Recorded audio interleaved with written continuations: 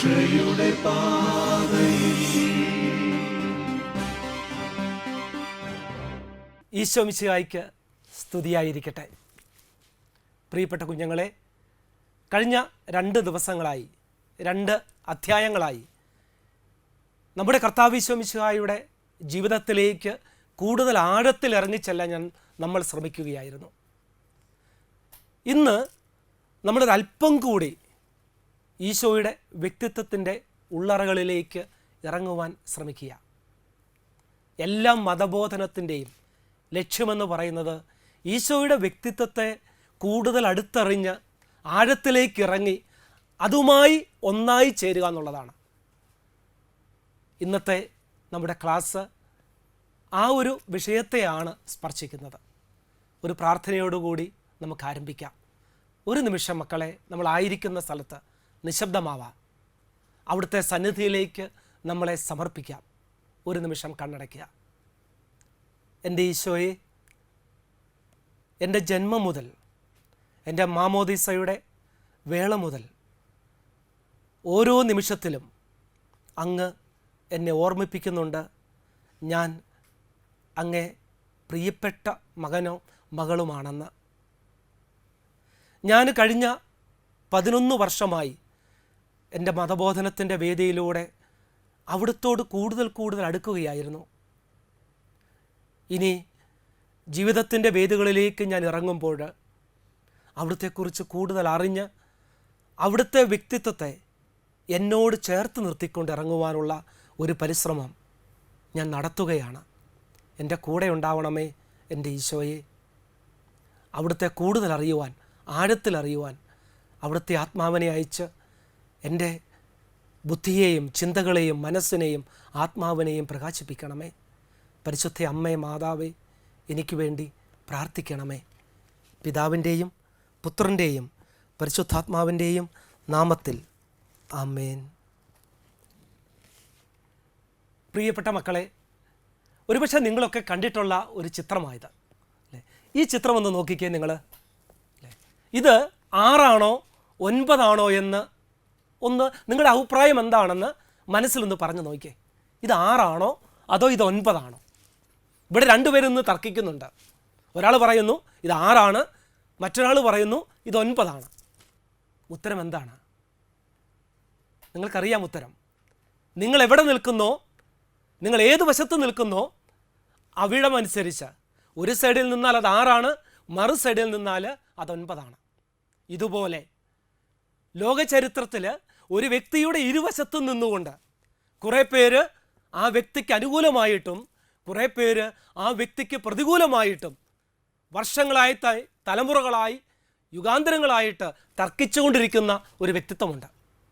ആ വ്യക്തിത്വത്തെക്കുറിച്ചാണ് നമ്മൾ ഇന്ന് കൂടുതൽ ആഴത്തിൽ അറിയാൻ പോകുന്നത്. ഈശോ മിശിഹായുടെ വ്യക്തിത്വം. ലോകചരിത്രത്തെ 2ആയിട്ട് പകുത്തു എന്ന് നിങ്ങൾ മുൻ ക്ലാസ്സുകളിൽ പഠിച്ചിട്ടുണ്ട്.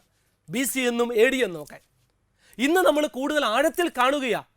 ഒരുപക്ഷെ ഒരു ജന്മത്തിൻ്റെയോ ഒരു കാലത്തിൻ്റെയോ അടിസ്ഥാനത്തിൻ്റെ അപ്പുറത്തേക്ക് നിന്നുകൊണ്ട് എന്തുകൊണ്ട് കാലത്തെ തന്നെ 2ആയിട്ട് പകുത്തു മാറ്റിയ അവൻ്റെ സ്വഭാവത്തിലൂടെ, അവൻ്റെ വ്യക്തിത്വത്തിലൂടെ പകുത്തു മാറ്റിയ ആ വ്യക്തിയെ നമ്മൾ കൂടുതൽ അറിയുക.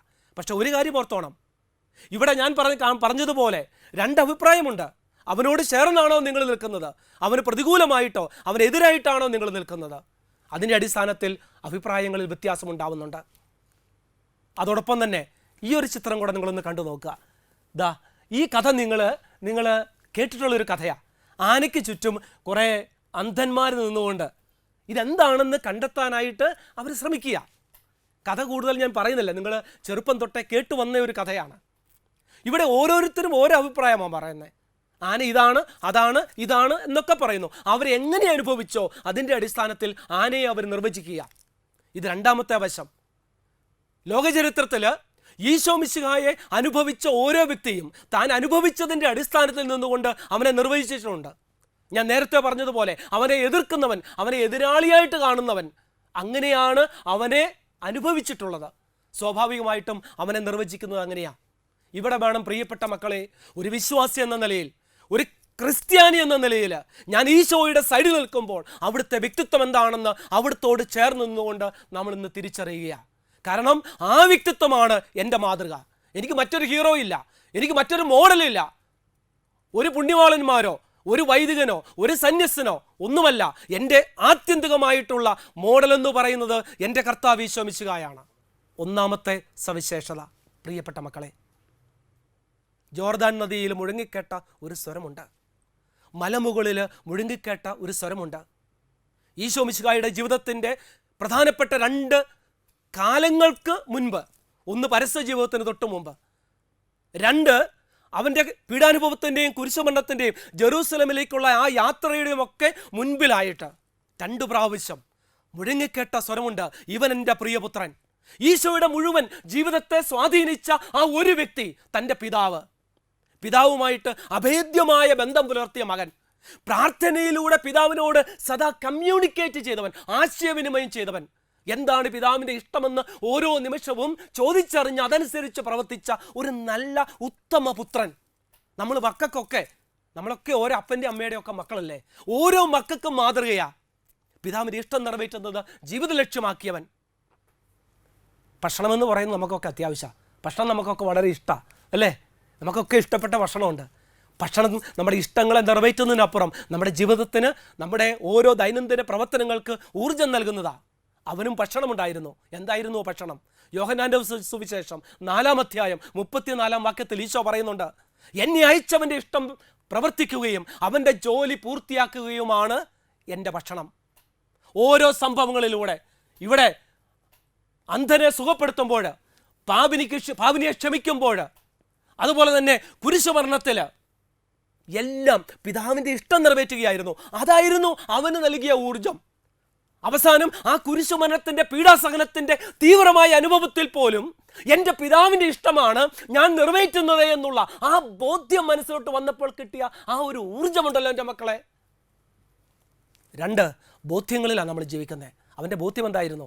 യോഹന്നാൻ 5:24 പറയുന്നുണ്ട്, സത്യസത്യമായി ഞാൻ നിങ്ങളോട് പറയുന്നു, എൻ്റെ വചനം കേൾക്കുകയും എന്നെ അയച്ചവനെ വിശ്വസിക്കുകയും ചെയ്യുന്നവന് നിത്യജീവനുണ്ട്. അയച്ചവനെ വിശ്വസിക്കുന്നവന് പിതാവുമായി ബന്ധപ്പെടുത്തിക്കൊണ്ട അവന് ശിക്ഷാവിധി ഉണ്ടാകുന്നില്ല. പ്രത്യുത അവൻ മരണത്തിൽ നിന്ന് ജീവനിലേക്ക് കടന്നു വന്നിരിക്കുന്നു. അവൻ്റെ ബോധ്യം ഇതാ, എൻ്റെ പിതാവിൽ വിശ്വസിക്കുന്നവന് അവന് നിത്യജീവനുണ്ട്. ഇതാണ് ലോകത്തോട് അവൻ പറഞ്ഞത്, എന്നോട് പറയുന്നത്, പ്രിയപ്പെട്ട മക്കളെ നമ്മളോട് ഓരോരുത്തരോടും പറയുന്നത്. അവൻ്റെ ബോധ്യം ഇതായിരുന്നു. 3 അവൻ്റെ സാക്ഷ്യം. എന്നാൽ യോഹന്നാൻ്റേതിനേക്കാൾ വലിയൊരു സാക്ഷ്യം എനിക്കുണ്ട്. യോഹന്നാൻ നൽകിയ സാക്ഷ്യത്തിൻ്റെ അപ്പുറം പിതാവ് എന്നെ ഏൽപ്പിച്ച ജോലികൾ, പിതാവാണ് എന്നെ അയച്ചതെന്ന് എന്നെ സാക്ഷ്യപ്പെടുത്തുക. ഈശോ ചെയ്ത ഓരോ പ്രവൃത്തിയും പിതാവിൻ്റെ പ്രവൃത്തി, പിതാവ് അവനിലൂടെ പ്രവർത്തിച്ച. ലാസറിൻ്റെ കബറിടത്തിന് മുമ്പിൽ നിന്നുകൊണ്ട് പ്രാർത്ഥിക്കുന്നുണ്ട്, എനിക്ക് വേണ്ടിയല്ല നിന്റെ സാക്ഷ്യത്തിനു വേണ്ടി. എന്നെ അയച്ച പിതാവ് തന്നെ എന്നെ സാക്ഷ്യപ്പെടുത്തി. ഈ ഒരു ബോധ്യമായിരുന്നു പ്രിയപ്പെട്ട മക്കളെ ഈശോയ്ക്കുണ്ടായിരുന്നത്. പിതാവിൻ്റെ പുത്രൻ, 1-ാമത്തെ സവിശേഷതയാണ്. അപ്പൻ്റെ മകനാ അല്ലേ? അപ്പന് പിറന്ന മകൻ എന്നൊക്കെ നമ്മൾ പറയാറില്ലേ? അതുപോലെ തന്നെ ഓരോ ക്രൈസ്തവനും, ഞാനും നിങ്ങളുമൊക്കെ എൻ്റെ അപ്പന് പിറന്ന മകനാവണം, എൻ്റെ ദൈവപിതാവിന് പിറന്ന മകനായിരിക്കണം. ആ ഒരു ബോധ്യം നമുക്ക് നൽകുന്ന ഊർജ്ജമുണ്ട് മക്കളെ. 2-ാമത്തേത്, ഈശോ തൻ്റെ പരസ്യ ജീവിതം തുടങ്ങുന്നതിന് മുൻപ് അവിടെ സിനഗോഗിൽ ഏശയ്യായുടെ പുസ്തകം എടുത്തുകൊണ്ട് വായിക്കുന്നുണ്ട്, കർത്താവിൻ്റെ ആത്മാവ് എൻ്റെ മേലുണ്ട്, ദരിദ്രരെ സുവിശേഷം അറിയിക്കാൻ അവിടുന്ന് എന്നെ അഭിഷേകം ചെയ്തിരിക്കുന്നു, ബന്ധിതർക്ക് മോചനം, അന്ധർക്ക് കാഴ്ച, അടിച്ചമർത്തപ്പെട്ടവർക്ക് സ്വാതന്ത്ര്യം, കർത്താവിന് സ്വീകാര്യമായ വത്സരവും പ്രഖ്യാപിക്കാൻ അവിടുന്ന് എന്നെ അയച്ചിരിക്കുന്നു. സമഗ്ര വിമോചനം. ലോകചരിത്രത്തിൽ കേട്ടിട്ടില്ലാത്തൊരു കാര്യം. വിമോചനം എന്ന് പറഞ്ഞാൽ വാളെടുത്ത് യുദ്ധം ചെയ്ത് വിമോചനം നടത്തേണ്ടതാണ് എന്ന് ചരിത്രം രേഖപ്പെടുത്തിയെടുത്ത് ഒരുവൻ വന്നിട്ട് സഹനത്തിലൂടെ, കുരിശിലൂടെ സമഗ്രമോചനം. ശരീരത്തിൻ്റെ മാത്രമല്ല, ആത്മാവിൻ്റെ, മനസ്സിൻ്റെ. ഇവിടെയാണ് ഈശോ ലോക ചരിത്രത്തെ 2ആയിട്ട് പകുത്തു മാറ്റുന്നത്. ഇതുപോലൊരു നേതാവിനെ ലോകം ആദ്യം കാണുകയാ. ശരീരത്തിനും മനസ്സിനും ആത്മാവിനുമുള്ള സമഗ്ര വിമോചനം ലോകം പോഷത്വമെന്ന് കരുതിയ കുരിശിലൂടെ അല്ലേ? പരാജയപ്പെട്ട ഒരു നേതാവ്, അവൻ പരാജയപ്പെട്ട നേതാവായിരുന്നു ലോകത്തിന് മുൻപിൽ, വെറും ഒരു കൃമിയെ പോലെ. ഇവിടെയാണ് ഹീറോയിസം കാണിക്കുന്ന ആധുനിക ജീവിതത്തിന് മുൻപിൽ ഇതുപോലുള്ളൊരു മാതൃക വേറെ എവിടുന്ന് കിട്ടും മക്കളെ? വിജയിക്കുന്നവൻ്റെ കൂടെയല്ലേ നമ്മുടെ ലോകം നിൽക്കുന്നത്. പക്ഷെ അവൻ പരാജയപ്പെട്ടവനായിരുന്നു ലോകത്തിന് മുൻപിൽ, കുരിശിൽ പരാജയപ്പെട്ടവൻ. പക്ഷെ ആ പരാജയത്തെ അവൻ വിജയമാക്കി മാറ്റുക, എൻ്റെയും നിങ്ങളുടെയും വിജയമാക്കി മാറ്റിയവൻ. പ്രിയപ്പെട്ട മക്കളെ, മറ്റൊരു സവിശേഷത, പാപികളുടെ സ്നേഹിതൻ. ഇങ്ങനൊരു കോമഡി സ്കിറ്റ് നിങ്ങൾ കണ്ടിട്ടുണ്ടായിരിക്കാം. അതായത് ഒരു ക്വിസ് മാസ്റ്റർ കുട്ടികളോട് ചോദ്യം ചോദിക്കുക, ജവഹർലാൽ നെഹ്റു ആരായിരുന്നു, മഹാത്മാഗാന്ധി ആരാണ്, ഇങ്ങനെ ചോദ്യങ്ങൾ ചോദിച്ചു കഴിഞ്ഞപ്പോൾ ഏറ്റവും അവസാനം കുട്ടിക്കൊന്നും ഉത്തരം പറയാൻ പറ്റി, അവൻ അറിയത്തില്ലായിരുന്നു. അവസാനം കുട്ടി തിരിച്ച് ഈ അധ്യാപകനോട് ചോദിക്കുന്നുണ്ട്, ഓക്കെ എങ്കിൽ ഞാൻ ഒന്നോട് ചോദ്യം ചോദിക്കാം, തങ്കപ്പനെ അറിയാവോ, കുട്ടപ്പനെ അറിയാവോ, സാവിത്രീനെ അറിയാവോ എന്നൊക്കെ ചോദിക്കുന്ന ഒരു സ്കിറ്റ് നിങ്ങൾക്ക് കേട്ടിട്ടുണ്ടല്ലേ? അപ്പോൾ അധ്യാപകൻ പറഞ്ഞ് എനിക്കറിയത്തില്ല. അപ്പോൾ കുട്ടി പറയുന്നൊരു മറുപടിയുണ്ട്, സാറിൻ്റെ കൂട്ടുകാരെക്കുറിച്ച് ചോദിച്ചു, ഞാൻ എൻ്റെ കൂട്ടുകാരെക്കുറിച്ച് ചോദിച്ചപ്പോൾ സാറിനും അറിയത്തില്ല. നമ്മളൊക്കെ കണ്ടിട്ടുള്ള ഒരു സ്കിറ്റ്, കോമഡി സ്കിറ്റ് അല്ലേ? ഇതുപോലെ തന്നെ ഈശോയോടൊന്ന് ചോദിച്ചു നോക്കിയേ, നിൻ്റെ കൂട്ടുകാരൊക്കെയാണെന്ന് ചോദിച്ചാൽ ഈശോ എന്ത് ഉത്തരം പറയും? ചുങ്കക്കാർ, പാപികൾ, സമൂഹത്തിൽ കൃമികളെപ്പോലെ അല്ലേ അവജ്ഞയോടുകൂടി മറ്റുള്ളവർ കരുതിയിരുന്നവർ, അന്ധര്, കുഷ്ഠരോഗികൾ അല്ലേ, പാപികൾ, പരസ്യപാപികൾ. അതെ, അതിൽ അഭിമാനം പൂണ്ടവനായി ഈശോ മിശിഹ. ഒരുവനെയും അവിടുന്ന് മാറ്റി നിർത്തിയില്ല. പാപികളുടെ സ്നേഹിതനായിരുന്നു. സമൂഹത്തിൻ്റെ മുഖ്യധാരയിൽ നിന്നും മാറ്റി നിർത്തിയവരെ അവൻ ചേർത്ത് പിടിച്ചു. അവർക്ക് വേണ്ടി അവൻ കലഹിച്ചു, സമൂഹത്തോട് കലഹിച്ചു, അധികാരത്തോട് കലഹിച്ചു, പാപത്തെ വെറുത്തു. അതോടൊപ്പം പാപിയെ ചേർത്ത് നിർത്തിയവൻ, ചുങ്കക്കാരോടൊത്ത് ഭക്ഷണത്തിനിരുന്നവൻ, പാപിനിയുടെ പാപങ്ങൾ ചുമന്നവൻ, ക്ഷമിച്ചവൻ, എൻ്റെയും നിങ്ങളുടെയും പാപങ്ങൾ ചുമക്കുന്നവൻ, വെറുക്കപ്പെട്ട ചുങ്കക്കാരനെ ശിഷ്യനായി സ്വീകരിച്ചവൻ. അതോടൊപ്പം തന്നെ ലോകത്തിന് മുമ്പിൽ ഒരു മാതൃക, ധൂർത്തപുത്രനെ കാത്തിരിക്കുന്ന പിതാവിൻ്റെ ആ വലിയൊരു മാതൃക മുമ്പോട്ട് വെച്ച് പറയുക, ഇതുപോലെയാ പിതാവ്. ഞാൻ വന്നിരിക്കുന്നത് നീതിമാന്മാരെ വിളിക്കാനല്ല, ലൂക്കായുടെ സുവിശേഷം 5:32 പറയുക, പാപികളെ പശ്ചാത്താപത്തിലേക്ക് വിളിക്കാനാ. പാപികളെ അവിടെ തള്ളിക്കളയാനല്ല. പാപിയെ ഞാൻ സ്നേഹിക്കുമ്പോൾ അവൻ്റെ പാപത്തെ ഞാൻ സ്നേഹിക്കുന്നില്ല. ആ പാപികൾക്ക് വേണ്ടി ജീവൻ പകുത്തു നൽകിയവൻ. പ്രിയപ്പെട്ട മക്കളെ, തീർന്നില്ല, സത്യത്തിന് സാക്ഷ്യം നൽകിയവൻ. നിങ്ങൾ ഈ ചിത്രം കാണുന്നുണ്ടല്ലേ? അവിടെ ഒരാൾ വാതിൽ മുറിയിലേക്ക് പ്രവേശിക്കാനുള്ള കവാടമാണ് അല്ലേ? നമുക്ക് ഒത്തിരി മാർഗങ്ങളെക്കുറിച്ച് നമ്മൾ പഠിച്ചിട്ടുണ്ട്, വഴികളെക്കുറിച്ച്. പക്ഷേ ഈശോയുടെ പ്രത്യേകത, അവൻ വഴിയാണ്, അവൻ സത്യമാണ്, അവൻ ജീവനാണ്. ആ ജീവൻ നിത്യജീവൻ, ആ നിത്യജീവനിലേക്കുള്ള വഴി അവൻ തന്നെയാ. അത് സത്യമായ വഴിയാ. ഇവിടെ ലക്ഷ്യം തന്നെ മാർഗമാവുകയാ. ലക്ഷ്യം തന്നെ, അതായത് സത്യത്തിന് സാക്ഷ്യം വഹിക്കാനാണ് താൻ വന്നത്. മക്കളെ, ഞാൻ ഈ ചിത്രം നിങ്ങളൊന്ന് ശ്രദ്ധിച്ച് നോക്കിയ മക്കളെ. ഈ വ്യക്തി പ്രകാശത്തിന് നേരെയാണോ പ്രകാശത്തിനെതിരെയാണോ നിൽക്കുന്നത്? കാഴ്ചപ്പാടനുസരിച്ച് മാറും അല്ലേ? വെളിച്ചത്തിലേക്കാണോ വെളിച്ചത്തിന് പുറം തിരിഞ്ഞാണോ എന്നുള്ളത്. പീലാത്തോസ് ഈശോയോട് ചോദിക്കുന്നുണ്ട്, നീ രാജാവാണല്ലേ എന്ന്. യേശു പ്രതിവചിക്കുന്നുണ്ട്, നീ തന്നെ പറയുന്നു ഞാൻ രാജാവാണെന്ന്. ഇതിനു വേണ്ടിയാണ് ഞാൻ ജനിച്ചത്, സത്യത്തിന് സാക്ഷ്യം നൽകാൻ. സത്യത്തിനുള്ളവൻ എൻ്റെ സ്വരം കേൾക്കും. അപ്പം സത്യം ആരാണ്? സത്യം ഞാൻ തന്നെയാ.